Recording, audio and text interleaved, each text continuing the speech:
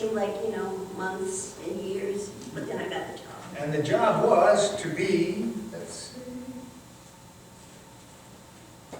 Christopher Robin and Winnie the Winnie the Pooh, that was my first one. So isn't that beautiful? So, and that Christopher Robin was a real lump of lumber too, let me tell you, a big heavy puppet, but Olga did it, and it was such a beautiful show. I got to actually see it when Olga was doing it, and that was my introduction to Winnie the Pooh. And Frank Sullivan played Winnie, and Olga was just, she was fantastic in it. And then the next thing she played was Dorothy in The Wizard of Oz. And these are the Oz puppets on display at the McNider Museum in Mason City, Iowa, where Bill is from. And outside of the exhibit that's over in the other room, there's the most Bil Baird puppets at all.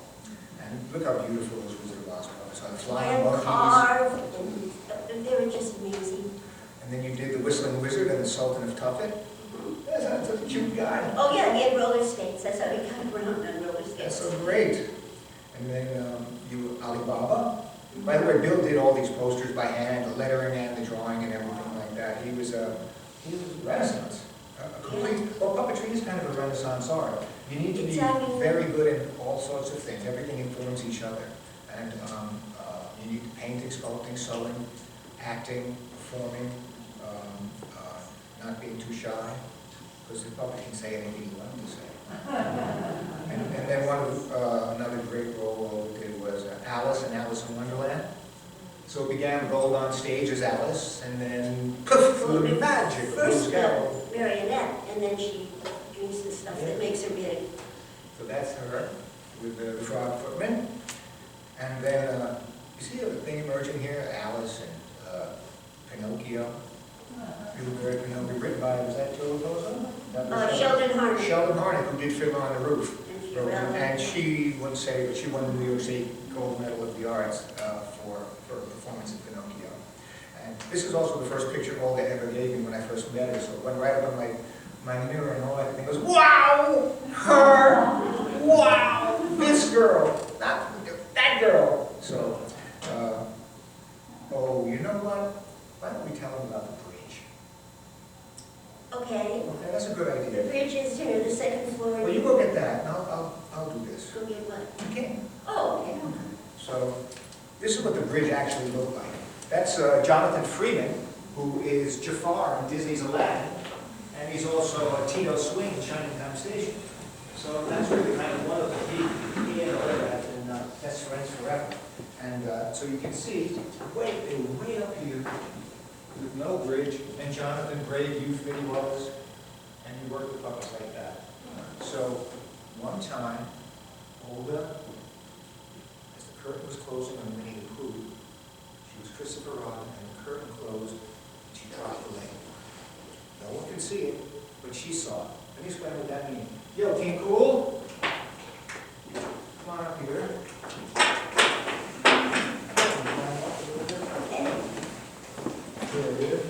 Hey, what's happening, Salmagundi?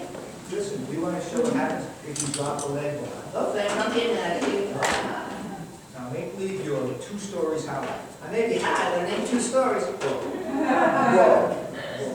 So you'd be way up there, right, Olga? Yeah, that's right. So what now? So drop the leg bar.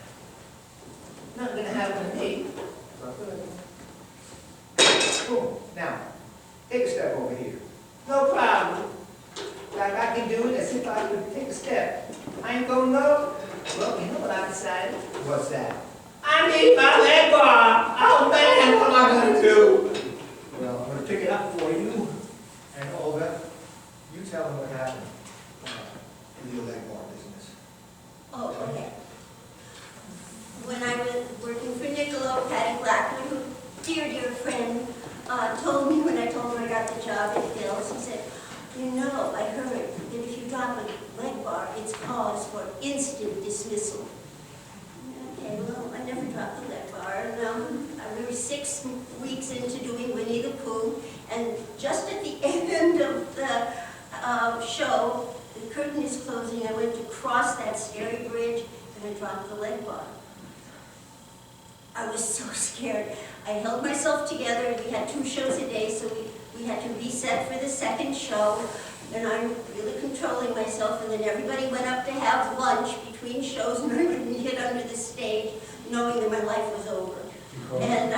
Dropping the leg bar was cause for instant dismissal. And I'm crying, and eventually Byron, one of the puppeteers, came and calling out, Olga, where are you?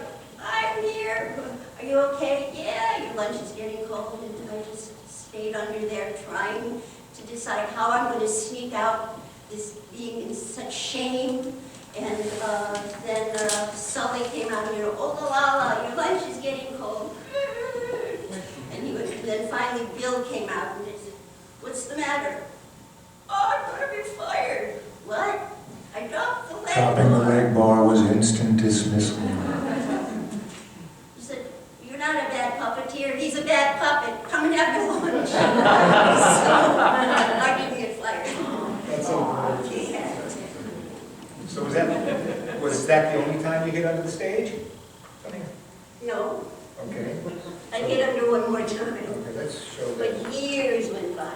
Bill wrote the tome of all puppet tomes. I've never read a better one before or after, called The Art of the Puppet. It is so fantastic. If you can get it on eBay, it's beautifully written by an artist. Pictures of puppets through every kind of culture. It's just magnificent. You have a passing interest in it. So there's the front page is blank, and Bill would always sign it to people. And so Olga, I gave him my book to sign, and he didn't sign it. I gave him another book because I was going to visit a friend in Chicago. We would have one day off on Monday. So Sunday after the show, I got on a plane, flew to Chicago, and got back before the show's Tuesday morning. But anyway, so I would give this book as a gift to friends and have Bill autograph it, and he'd give me my book. Didn't give me my book. Years go by, and I was shy about, Bill, would you sign my book? And he'd go and walk away. And so finally one day he gave me the book. And I was just like, oh, he gave me the book. And I ran under the stage and hid so I could open it up. And it was this is how Bill signed her book. Those are all the parts she played in the theater. and Isn't that phenomenal? he was such an artist. He would draw so fast. Anyway. I think The Mermaid is aspirational on his part, but with all these parts that Olga played for Bil Baird, I'm so tempted to cut it out of the book and frame it and hang it, but I just love it in the book so much. What a wonderful thing. But now it's time to explode minds. See that? The Apollo 14 for Olga Felgemacher. The moon landing was faked, ladies and gentlemen. It was faked. Look. Well, when Apollo 14 was going to the moon, they had a new camera, and they weren't sure it was going to work. So they had us build marionettes of exact replicas of the astronauts. They delivered one of the astronauts' costume in this big wooden barrel with two very, very scary Junior Gene. military guys, and they were there the whole time we made the exact replica of the astronauts. And they did burn out the camera. Oh in the yeah, sun. they turned the camera toward the sun and blew it out. So then we had to do it. So we had headphones on to the astronauts. So I would hear them from the moon say, we're taking a step to the left. So Marionette would take a step to the left, and they would say, all right, now we're going to go to the lunar wind, or whatever. Or so they say. Yeah, but anyway, so the NBC, Rockefeller Center, moon landing, the only thing you could see were the marionettes. And they work a lot from magnets Oh, some of underneath, them, like when you're a hand kid. puppets like that. underneath, yeah. So, then, So Craig, is that what we were watching on TV? Yeah, in fact, some people called up, because there was a crawl at the bottom, simulation, and some called up, how come this network has real simulation? 100% purely artificial. But that's funny, because like when Orson Welles did War of the World, they'd stop every 15 minutes and say, this is broadcast, Mercury Theater. People go, Martians! So people will believe what they want to believe and disregard the rest. But so Olga was now really happily in the company. This was it. And Bill signed the picture over to, it's on display out there too, I just have to show you now. There, he gave this to Olga in 1971. How about that? And And that's this from picture is from Ziegfeld Ziegfeld. Follies. So that's just so beautiful. That always touches my heart so much that Bill did that with Olga. And then the Bil Baird Theater went on and on and on until 1977, when it had to close up shop from doing live performances. They still built puppets and shows and stuff like that, but the live performances were over. And that was a pretty dark time. So Olga found a place to move when she met Jim Henson. Jim Henson would come to the theater, and after the show, he'd come back and say, "You want to come work for me?" And she figured, why would I leave Geppetto? I never wanted to leave Bill's theater. So when the theater closed, you called him, right? Yes, I called him up and said, "Is that job offer still there?" And he said, "Yes." So I worked for them for a year, but I miss Marionettes, and I miss building and doing everything myself. But she was also now a Muppeteer. Boom, she's there. That's the finale in the Muppet Movie. Wait, I'll prove it. Hold on a second. I did a whole lot of Sesame Street. There she is. There you go. Frank Oz, Jim Henson, and Olga Felgemacher. So she's in the inner circle. And, but you know, she wanted, if you're like an original artist, you want to do your own thing as good as you can. Doing Bill's was like doing your own thing, right? Well, yeah, like when he was designing Pinocchio, I would sit with him and then he would say something, you know, like, "What do you think? Didn't you go 10% cuter?" And I'd go, "Yeah, 10%. Anyway." Yeah. And the costumes I could do myself, I mean, whatever I Like wanted. so you can make the costumes in your bedroom. Oh, right, when I got the job with the Muppets, I could either work in the shop or perform, and I called Foz, who had been at Bill's, and he said, "You know, you can make puppets in your bedroom, but, you know, you can't do shows in your bedroom." So We've done both, actually.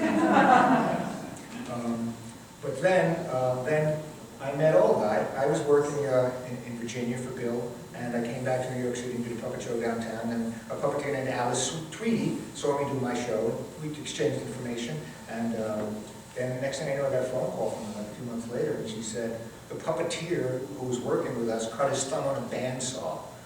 Can you step in and do it?" That puppeteer, by the way, was Peter Friedman, who plays Frank on Succession. But thanks. And so I went there, and Olga and I didn't have a chance to say hello. I mean, she was famous, so you don't forget Olga Felgemacher.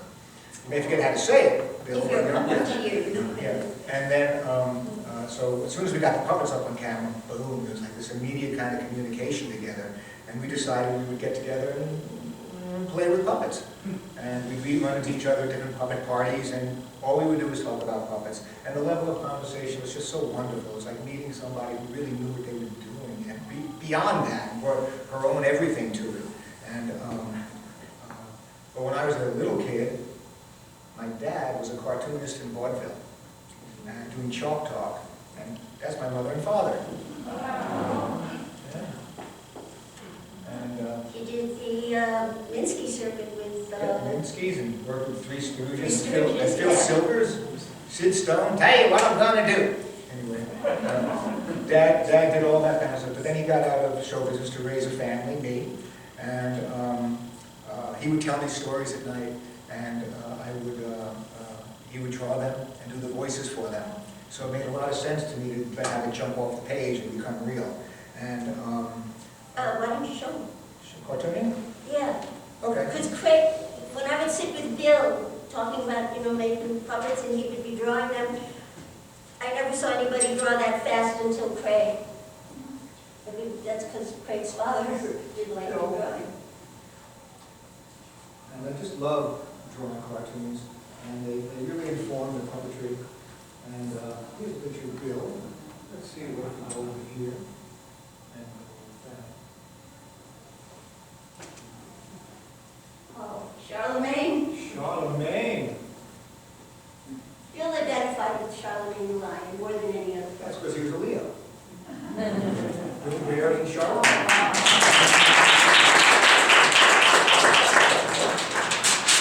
Why don't you take Bill Baird on Christmas? I'll tell you what, anybody Everybody have a favorite number between 1 and 10? Real fast. Yeah, what's your favorite number? 7? Okay. 7. Hangman? No. Well, maybe a hangman. How about a hangman who's a famous detective? How about that? Yeah, let's see if we can turn this hangman into a famous detective who has a two-way wristwatch radio known as Dick Tracy.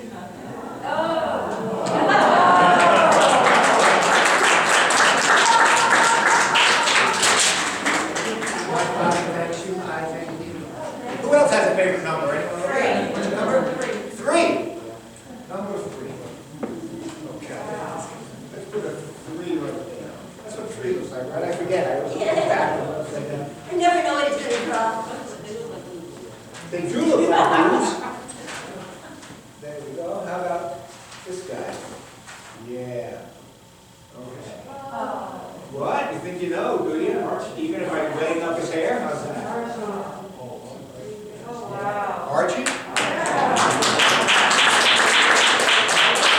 He is a bit of a boob, isn't he? How about way in the back? Anyone in the back ever get what's yours? 8? Okay. Number 8. So let's put that 8 like that. I could draw a snow person out of that, I guess. But doesn't that really be wonderful? The snow person? Yeah. Let's see. What if I go like this? Yeah, this is one of my favorite cartoon characters ever. Oh, yeah.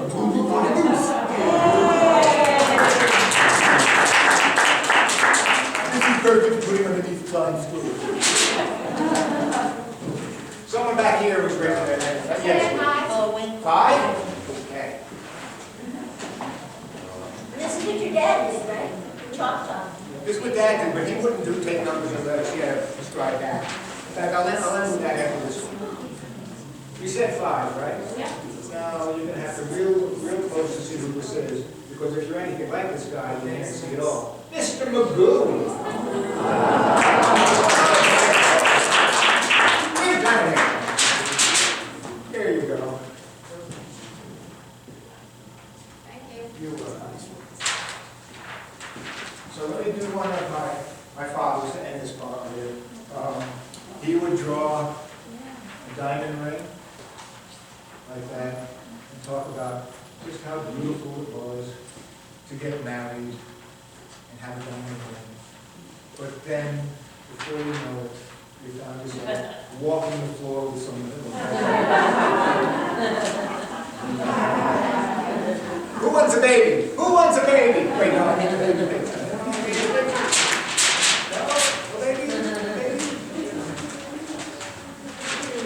Okay, that's the cartooning act.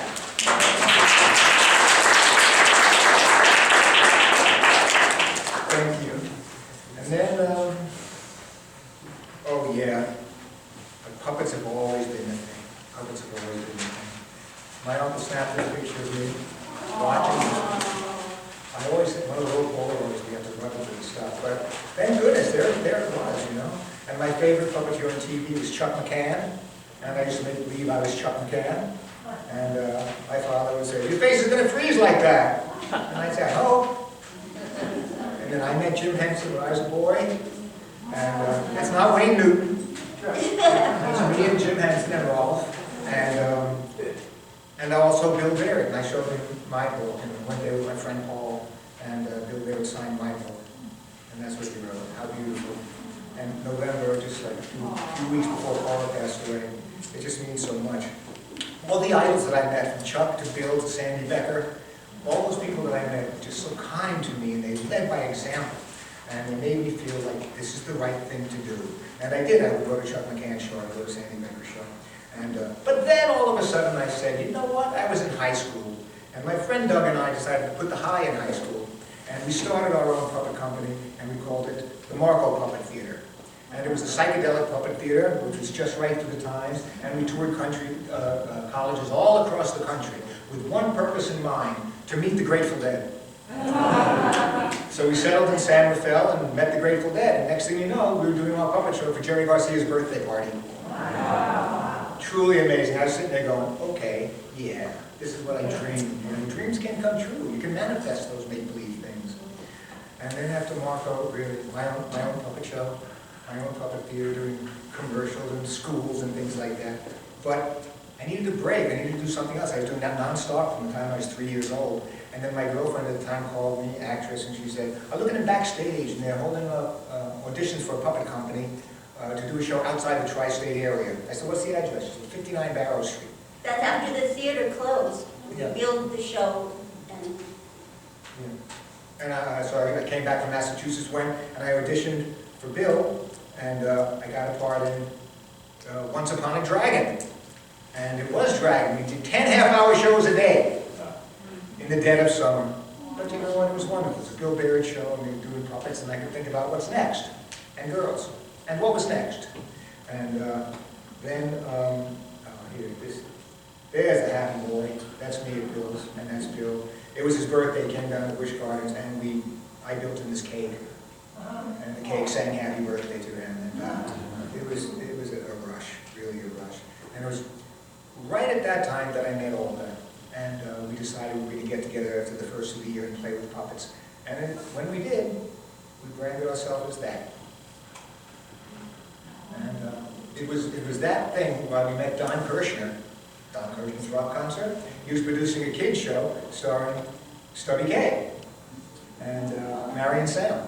And it was called Roaring Donuts. And we got a call while we were doing that about a brand new network that was starting. It was called, I think, Nickelodeon. and something called cable. What the heck was cable? Nobody knew what it was, but we tell them very excitedly about our new project. Oh, is that public access? We heard that all the time. We didn't know what Nickelodeon was. So we were right there. And when we ended up doing 260 one-hour shows of a show called Pinwheel. We were on for 10 years. And these are some of the Pinwheel puppets.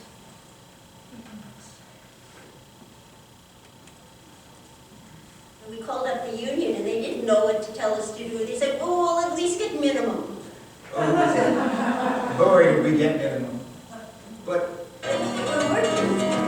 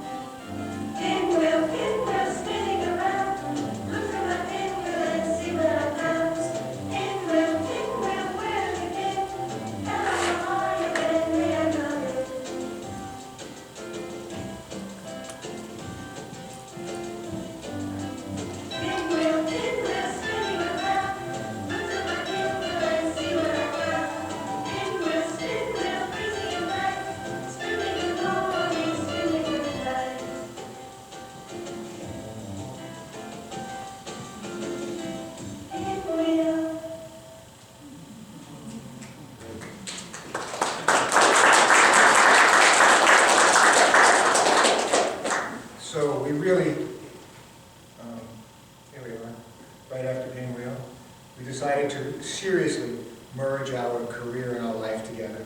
And we made a kid while we were at it. That is stuff we had lying around. In fact, he's here. Gabriel, can you stand up and give a hey? This is our son, Gabriel. There he is. We love that guy. He grew up in this make-believe world. His first words were eyes, eyes, and we couldn't figure out why. And playing on the floor with him, everywhere he looked, something was looking back. Yeah, great, great. And then we changed our name to Flexitoon. Because our puppets are like flexible cartoons. And we decided we were going to do it now. We're going to create shows and sell our own TV series and go out there and do a zillion commercials. And Nothing. kind of that's what happened. You know, we did a TV pilot called Cartoony Vision, which luckily introduced me to Sean Kelly, who was the original editor for National Lampoon when it was funny. And but it didn't go anywhere. We pioneered interactive TV with ACTV, but it wasn't the big thing. It just wasn't that thing. And And then we got it together. We did mall shows in the malls and school shows. And Did then- what we could to make a living. Then we were just about to go out, we got a phone call from Sean Kelly. He said, I'm over at PBS right now, and they're doing a new show. It has puppets. They need your puppets. And and they don't know it yet. Get over here. So we threw some of our pinwheel puppets, some of this in there, and we went down and met everybody, and they said, oh, this changes everything. So, and they said, we'll let you know. Oh, God. Oh, God. So we went home. This was a Friday. We'll let you know by Monday, right? So the longest time we were staring at the phone. You can ring, I know. It wasn't ringing. And we didn't have cell phones or anything. No. And we were at a playground with our son Gabriel, and Every 2 seconds, I'm running to a payphone.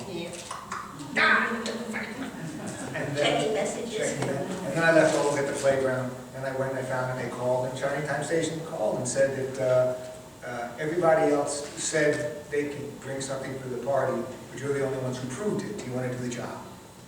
And so we said, yes, we do want to do the job. And that was this beautiful, beautiful show, Shining Time Station. It was a magical train station with George Carlin and Ringo Starr, and we played the band that lived inside a jukebox. Because, it's not records and CDs there, it's little people who played it, And let's do a musical number by the jukebox band. We did 65 half hours, and we did, this can be true now. Yeah, that's okay. We did 65 half hours and 5 home videos.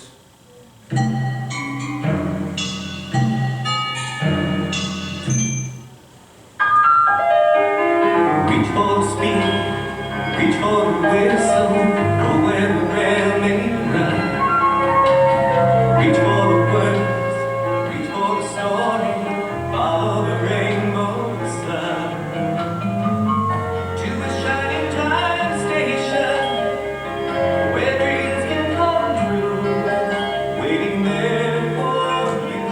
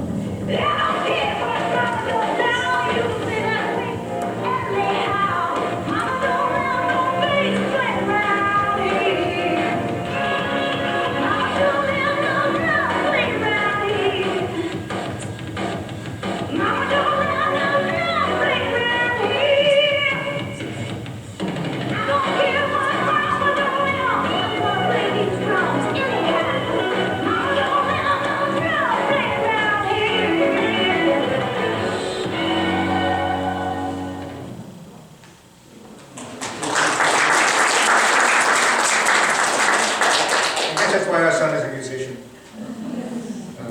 We toured the world with our live show because we love being around people. That's us. And we toured with Hamlin and went to places like Taiwan, Romania, Symphony Space. Symphony Space. And then we did an off-Broadway show called Hans Christian Andersen, Tales Real and Imagined. Many of these puppets are on display up there. There's Pierrot. And it was wonderful. The Duke Theater. And the strangest thing, we got a call to do a horror A film. horror film.